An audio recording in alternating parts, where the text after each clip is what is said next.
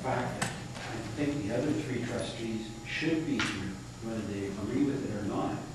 They should be here, listening to what the people are saying. And it shows that there's a real lack of communication between 7 of them.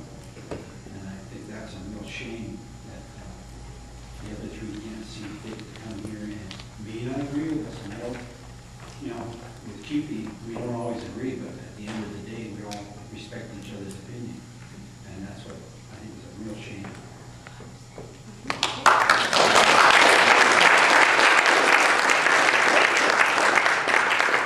I think we heard that, and I think the flip side of that is an acknowledgement to the trustees who did come out tonight.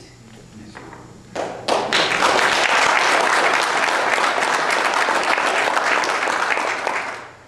So we are out of time. I am struggling to find those closing remarks that bring a suitable end. As usual, teachers are doing a fantastic job of gathering data, and I'm sure you will get a robust report on this evening. I think the thread, I try to always pull 3 threads out, and unfortunately, if you were here the last time, they might be the same 3 threads. But not a lot I could do it. As I went around from table to table, the thing that occurred to me, actually, I wanted to John, was that I think this community needs a truth and reconciliation task force. The first step is that everyone agrees on facts. And everyone, all the major stakeholders, that critical mass of people that need to be at the table, need to all be on the same page with the same narrative. And as I went table to table, I heard what I heard in December, which is people still questioning how this has happened. And because that questioning is still there, it's preventing moving on to solutions, because no one trusts that, that coming up with those solutions, they will be implemented, even if it appears to be on the right track. So whatever the table is that came up with the forensic accounting, I think that's definitely a really important step.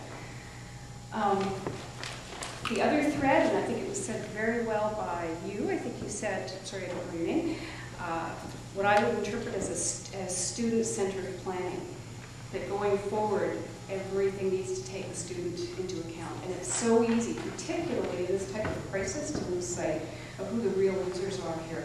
And the real losers in this district, as you all know, will be your students, absolutely. They will be shortchanged. And if there are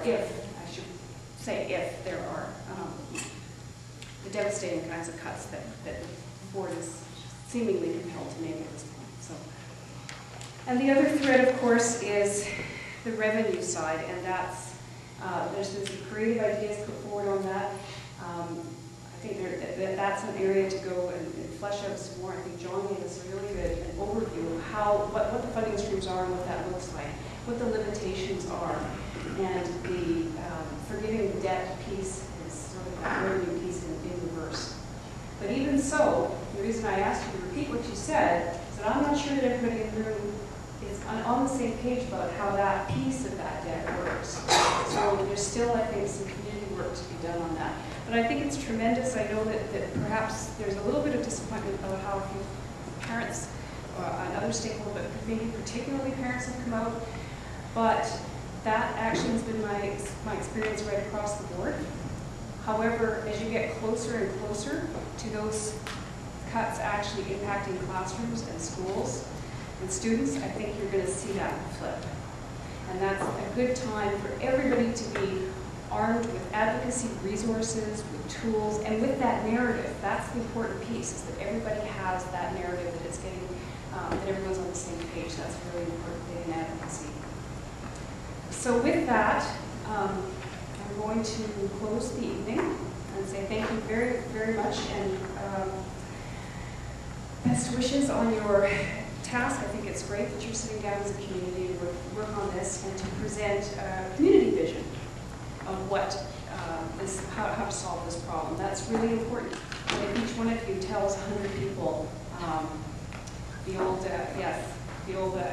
wear your buttons and explain to people what that means. It's called viral, in my business, it's called viral marketing, but really it's word of mouth. It's a very powerful tool. Thank you very much.